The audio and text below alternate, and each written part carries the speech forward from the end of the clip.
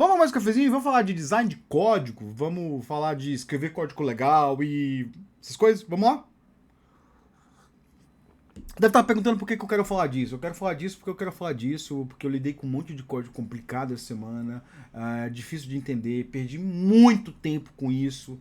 E eu falei assim, pô, vou querer falar disso, que é uma coisa que eu gosto de falar, eu gosto de trazer os insights bons, mas eu não, muitas vezes assim, falta foco, falta oportunidade, né? Isso é uma coisa muito difícil de falar, né? Assim, se alguém escrever um livro, e eu tenho um cafezinho sobre isso, né? Sobre a religião do seu Roberto lá, um cafezinho bem interessante, eu vou deixar o link aqui. Dessa coisa que falou, que chegou de código limpo, tem que ter código limpo, tem que ter código limpo, que na verdade é uma solução simples e ruim, muito ruim, pior do que não discutir sobre o assunto, né? E aí, se você vai querer saber porque eu não gosto de código limpo, dá uma olhada nesse cafezinho aí que eu dou a minha opinião sobre o assunto. Mas tem um outro cafezinho meu chamado que é sobre o dev pragmático, dev estratégico, que eu falo também sobre a mentalidade do dev que quer entregar funcionalidade o tempo todo e aquele dev que quer pensar no projeto a longo prazo e por que os dois perfis são bons. Às vezes você pode ir para um e depois voltar para o outro, né? Às vezes eu encarno o dev pragmático, escrevo um monte de código, né? Quando eu vou fazer demo, apresentação, sempre eu faço o dev pragmático, eu escrevo um monte de código e uso ele porque eu tenho um objetivo muito claro, né? E eles têm seus papéis, tem um cafezinho meu lá. Mas eu queria usar o cafezinho meu, esse cafezinho, para falar sobre realmente o motivo da gente escrever bom código, a gente se preocupar com escrever bom código. Porque assim, essa foi a minha dor de cabeça da minha semana. Tipo, fiquei lidando com um código lá que te olha e fala assim, cara, eu não sei o que você está fazendo. Eu não sei, eu não tenho a mínima ideia do que você está fazendo. E nem o código nem sempre é meu, né? Na verdade, na maioria das vezes não é meu. Ou se é meu é porque assim, já era um código ruim, peguei, tinha um pouco tempo e aí deixei um código. Eu sempre deixo minimamente melhor, né? Assim, primeira regra de escrever código legal, né? Eu vou falar assim, código legal, código agradável, código que resolve o problema. É assim, é usar a regra do escoteiro, né? Qual que é a regra do escoteiro aí, para quem é da minha geração? Se seu pai, sua mãe era preocupado em você querer ler, a primeira coisa que ele fazia era ter uma estante bonita assim em casa, com os livros, né? Que nem tá aqui, né? E meus pais, eles não liam muito, mas eles faziam isso, né? Eles iam, né? Bastante, mas não tanto. E eles faziam isso, botavam, né? E aí eles compraram, isso foi uma moda nos anos 80, cara. Pra quem lembra, nos 80, pra quem não lembra, assim, tipo, passavam pessoas vendendo livros. E aí vocês compravam os livros, né? E tinha um que era muito bom mesmo, chamada o Manual do Escoteiro Mirim. O Manual do Escoteiro Mirim, aí eu lembro desse Manual do Escoteiro Mirim, tinha a regra do escoteiro, né? O Manual do Escoteiro Mirim era como se fosse um livro é uma enciclopédia para brincadeiras de criança da editora Abril, né? Com a Disney, né? Então tinha lá os três sobrinhos do tio Patinhas, do Pato Donald, né? Ensinando brincadeira de criança. E eles falavam assim da regra do escoteiro, né? Que o escoteiro, assim, ele chega no acampamento, quando ele sai do acampamento, ele tem que deixar o acampamento mais organizado do que ele entrou. Por mais que o acampamento tivesse bagunçado. E eu sempre levei isso aí como uma regra de, tipo, pra vida, assim, tipo... eu falava isso quando eu morava na República, ó. Cara, se a cozinha tá uma bagunça, tudo bem, acontece, né? Mas vamos sair e deixar ela um pouquinho mais organizada, um pouquinho, que tem que seja um pouquinho. Tipo, só não pode deixar menos organizada. Se você deixar mais bagunçada, isso vai com entropia. Entropia é uma lei da física. Isso, as leis da física, para quem não sabe, elas não controlam só o universo, mas elas controlam a sua vida, as suas coisas, porque a sua cozinha, porque também assim, não sei se você percebeu, a sua cozinha tá dentro do universo, né? Mas voltando aqui assim, eu sempre falo que a gente tem que deixar o projeto um pouquinho mais organizado. Eu sempre faço isso, né? Assim, o que diferencia basicamente um dev estratégico e um dev pragmático? Um dev estratégico e um dev pragmático, né? Porque muitas vezes a gente vai conversar com a pessoa fala, não, mas isso não importa, isso não importa. Importa que tá funcionando, importa que tá funcionando. Sim, importa que tá funcionando, mas assim, a gente tem que entender o básico, que software tá lá para resolver problemas, né?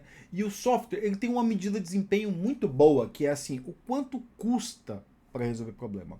Porque pensa só assim, deu um problema em produção. Tá, beleza, cara. É fácil resolver? É. É fácil entender qual problema tá dando? É. Cara, seu software é bom. Seu software é bom. Não importa, tipo, nada. Tipo, ele é bom. Por quê? Se ele dá um problema, é fácil resolver e é fácil ver onde tá o problema. E você deveria se avaliar. É engraçado que os métodos de avaliação de pessoas de empresa, né? Eu estava até vendo ontem uma thread sobre assim, que os métodos avaliam muito melhor os homens do que as mulheres. Eu concordo com esse ponto, mas não vou tocar nisso agora, né? Os métodos de avaliação de pessoas, eles avaliam as pessoas que estão sempre resolvendo problemas, né? Só que muitas vezes essas pessoas também criam os problemas, né? E aí fica aquela coisa. Ah, eu tô criando um problema para resolver amanhã para ver se o meu chefe me avalia bem, porque assim, ele gosta de pessoas que criam problemas. Pessoas que resolvem problemas são boas, pessoas que resolvem problemas, os problemas não voltam, são melhores ainda. E pessoas que não criam problemas são melhores infinitamente mais do que pessoas que resolvem isso. E pessoas que olham um negócio e vê e falam assim, isso aqui vai dar problema. E cria o problema e resolve o problema e o problema não acontece, é melhor ainda, né? Então, assim, tipo, a gente tem que parar pra pensar nesse ponto aí. Eu sou o tipo de dev estratégico, né? Tipo, essa semana tava tendo uma discussão, aí o cara chegou e falou assim, não, eu tô tentando resolver isso, isso, isso. Aí eu falei, opa, chamei uma reunião de arquitetura porque era basicamente assim, o cara tava resolvendo um problema que foi feito por uma resolução de um problema em outro lugar, que quebrou a backward compatibility, e aí tava tentando... Eu falei, aí eu levantei eu botei o bode na sala, falei assim, cara, mas tipo, é assim, você tá tentando resolver um problema que não deveria existir, tipo, o problema não é daqui, o problema é dali, né? E aí chegou a uma conclusão, não, a gente vai tentar resolver aqui, porque a merda já aconteceu, né? Mas vamos voltar por que tem que ser escrito código bom, né? Porque assim, ele custa dinheiro. Custa dinheiro. Se o código. Se é difícil você tentar achar o problema, você está custando dinheiro. Porque, cara, imagina dar um bug de produção. Você vai demorar 10 horas para achar o problema. Cara, 10 horas dali daquele bug acontecendo. Isso é dinheiro, né? Eu tô usando esse argumento que é o argumento que a gente tá falando de trabalho, cara. Então, assim, o software aqui não é a Mona Lisa, não é o Davi de Michelangelo. Infelizmente não, infelizmente a gente vive numa sociedade super eficiente em termos de com medidas de eficiência bem estabelecidas. Caso a gente queira discutir isso, é no meu conversa sobre tecnologia que eu estava discutindo isso e uma hora eu volto. Essa semana não tem pra nada. Essa semana nem vídeo aula eu fiz, né? Caso você tenha visto aí, né? E aí, a gente tava falando, e meu cafezinho já não tá mais quente, tá foda isso aqui, né? Sexta-feira tá complicado, né?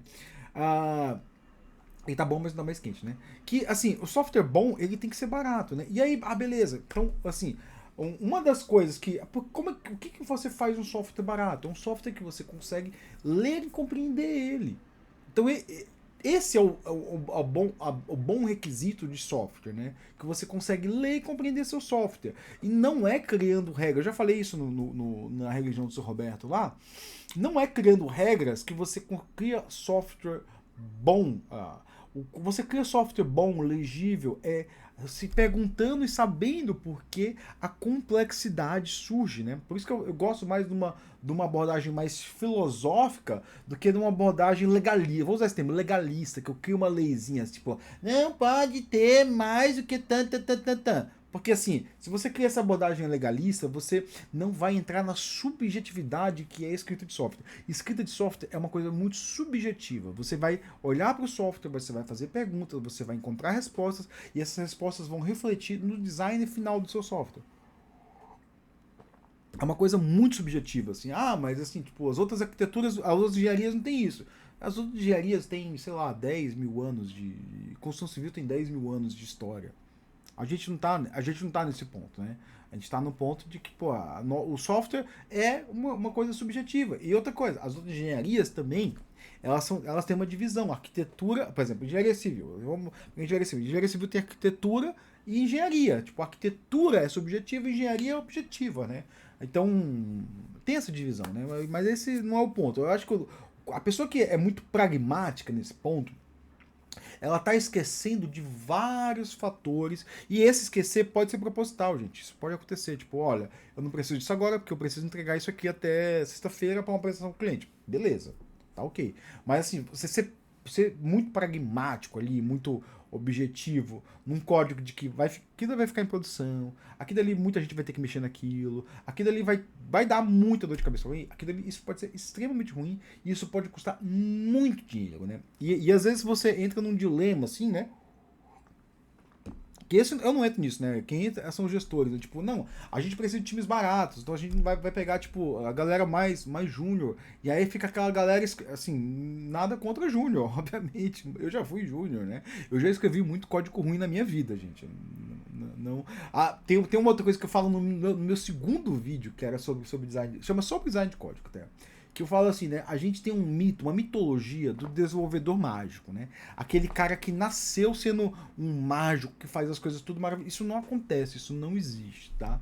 Se você pegar o primeiro código ali do desenvolvedor que você acha muito genial, você vai ver que ele era um cara comum, fazendo coisas comuns, né? Tipo, isso não existe essa do desenvolvedor. Provavelmente o código que o seu Zuckerberg fez ali para catalogar as gostosas da faculdade, porque vamos falar mal de Cell, né? O Zuckerberg é um babaca desde sempre, né? Ele fez o Facebook servia para catalogar as meninas da faculdade, né? Então já se vê a misoginia desde o começo, né? Mas voltando aqui, né? A gente tem essa mitologia de que as pessoas já nascem boas, as pessoas nascem boas, elas vão se desenvolvendo a partir de boa mentoria, bom acompanhamento, né, bons estudos, né, então é isso, né. Então eu acho que assim, você se preocupar com código bom e ter algumas métricas ali, tipo, métricas de tipo, o nível de complexidade do código, tipo, tenho, usar esses dias eu vi até o Lobo, o. Até o nome no primeiro nome dele. Né? Deixa eu procurar aqui.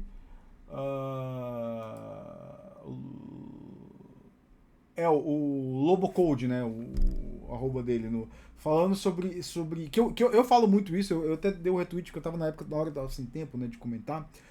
Falando sobre como configurar o Sonar Cube, né? Pra quem não sabe, Sonar Cube. Eu falo muito Sonar Cube, tem críticas ao Sonar Cube, blá blá blá, mas Sonar Cube entra dentro de um estilo de ferramenta que é análise estática de código. Análise estática de código dá bons insights sobre se o código tá bom ou ruim. Não que ele não dá insights subjetivos, não vai dar. Não vai dizer ali se, tipo, cara, você não devia ter usado essa classe aqui, você devia ter usado essa outra classe aqui. E ChatGPT, Copilot também é horrível pra isso, tá? Se fazer design de código baseado em Copilot, você tem que conversar muito com ele para ter muitos insights, né? Mas sendo bem tentando resumir aqui, assim, né? Porque já deu os 12 minutos aqui, que é o momento que eu falo para dar uma resumida, né? Eu tentei provar para você argumentar, não provar, não vou provar nada, não sou dono da razão de nada aqui, né? Que assim, escrever bom código é uma necessidade porque isso custa dinheiro, isso custa tempo, isso custa suor, isso custa bugs, né? Isso gera bugs. Assim. Um bom código, um código bem escrito, que vai para produção, que tá ali rodando, na hora que ele der um problema, a pessoa tem que tacar o olho nele e falar assim, eu falei disso quando eu falei de erro, né? Quando a gente vê um erro de produção, a gente tem que saber já do que está acontecendo, como é resolver aquilo. Eu tava falando com o meu chefe sobre ontem isso, né? Às vezes a gente pode mudar a mensagem de erro e economizar um monte de dinheiro em tempo, em tipo, eu não precisar parar o que eu tô fazendo pra ver bugs, né? Então assim, escreva bom código, convença as pessoas a fazer bom código. Eu espero que esse cafezinho tenha te ajudado em alguma coisa, porque eu tô mais. Brincadeira, né? Assim, eu fui meio. Foi muito sem roteiro, assim, eu fui até meio sem objetivo, né? Vai ver porque eu fiquei até 1 da manhã ontem jogando God of War. O que eu recomendo, mas não recomendo muito em dia de semana, né? Mas foi que eu tava sem nada pra fazer. Quer dizer, eu tava com um monte de coisa pra fazer, eu queria procrastinar, né? Eu espero ter te ajudado a mesma coisa. Manda um oi aí, dá um like, compartilha. Não sei se eu vou fazer o deploy de sexta hoje, a live que eu faço sexta-feira à tarde. Mas se eu fizer, vai estar aí online. Dá uma olhada no Blue Sky às 4 da tarde, que eu com certeza vou ter alguma informação. Valeu, boa tarde, bom dia pra vocês.